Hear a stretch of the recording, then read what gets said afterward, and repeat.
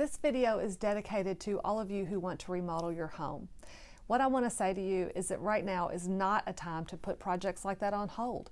You're at home, you have plenty of time to dream and to plan. So I say go with that. One of the biggest things, or most tactical things that you can do right now is plan how you're going to save money for your project. I am always a proponent of saving rather than borrowing. So what I've done is I've put together a list of 10 ideas that I've had for ways that you can save money. But first, I want to tell you a little story about my childhood. When I was 9 years old, my father worked for a big company in Louisville, Kentucky, and the company went on strike.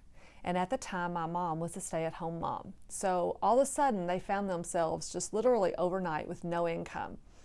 And I remember as plain as day, Mom getting a blank piece of paper and a pencil and sitting down at the table. Like, I remember it so well. I know she was to my right and Daddy was to my left. And why I was even at the table, I don't know, but I am so grateful that I was. What I learned from that conversation between those two people has served me well my whole life. They just started listing the ways that they spent money. There was the newspaper, there was a magazine, there was the telephone, there was the electric bill, the water bill. The list just kind of went on. And so as they went down the list, they would say, we can do without that, we can do without that. So for example, when they said the newspaper, they were like, we can do without that. So Mom called and canceled it. The magazine subscription, we'll do without that, call and cancel it. The telephone, that's something that we could do without, but we don't want to. So let's revisit that in 2 or 3 months. And they just went on down the list. I can't tell you how many times in my mind that conversation has come back to me, and I'm so grateful for it.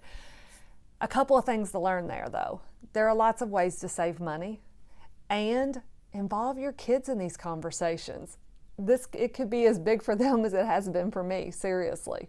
Okay, now with that being said, let me just dive right on in. So number one, sell stuff. So you're at home, you've got some time to organize and clean things out. So, you know, that extra blender or toaster or whatever that you're not using, sell it.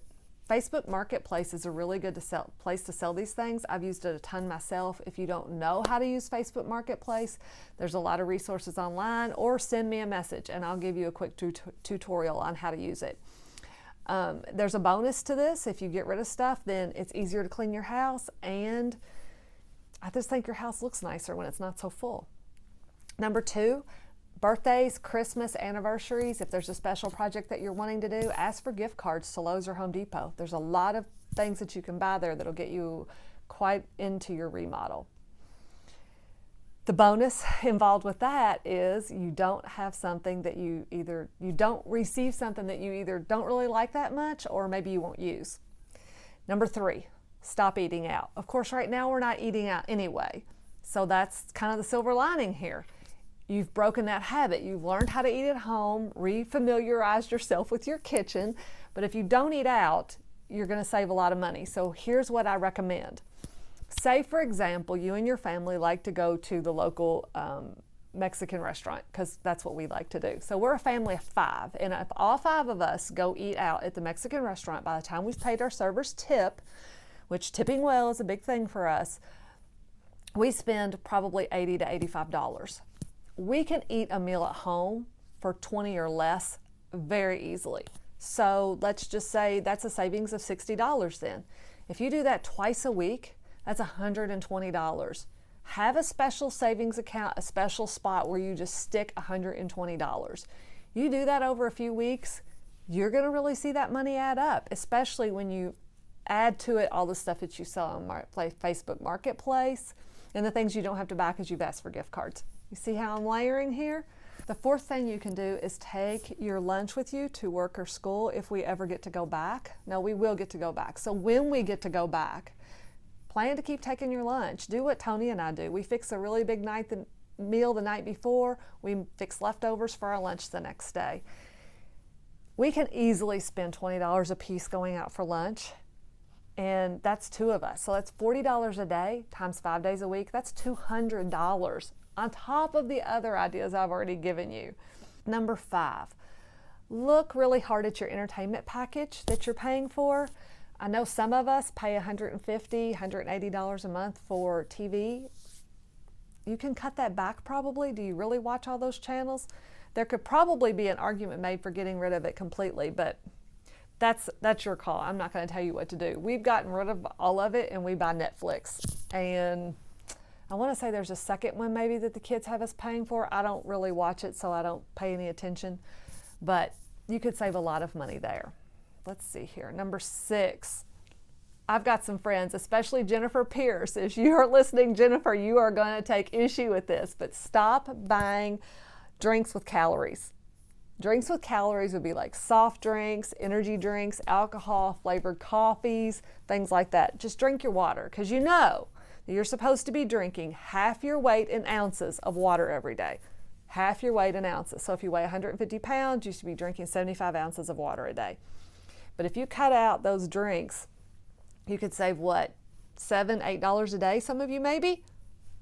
I'm just saying.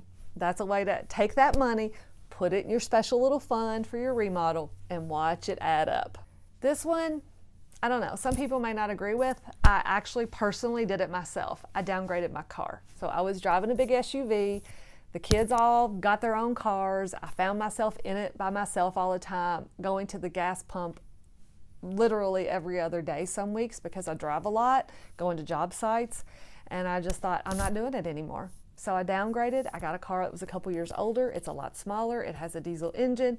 It gets fabulous gas mileage. It's paid for. My insurance has gotten a lot cheaper. My gas mileage is, oh my gosh, so much better. So I don't know. It's just a thought. It worked for me. It might work for you. Here's another one. Stop shopping. Yep, number 9 on my list is stop shopping. So this is something I do from time to time because I'm sort of a minimalist. So I get tired of having lots of things in my house, and I'm just like, I don't even know where they come from. I don't care about shopping that much. I don't know how I have so much stuff. So I'll just say, that's it. I quit. I'm not going to buy anything.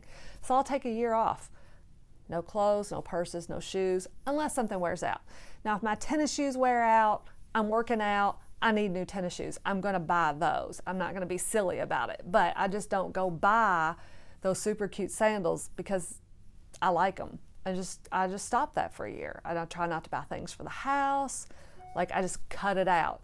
So what I do for myself is if I go window shopping with my cousin, say, and I see this purse that I really love, and I normally would have bought it, paid $250 for it. I come home, I take the $250, I put it in my special fund. It's just an idea. It really does work for me. And then, last but not least, number 10, do you have a particular skill that you can sell? And I know that might sound odd, but I've already talked to you about cutting out your entertainment, so maybe you've got a little extra time on your hands. I know some people that are good at editing photos. My daughter Emma is really, really good at that.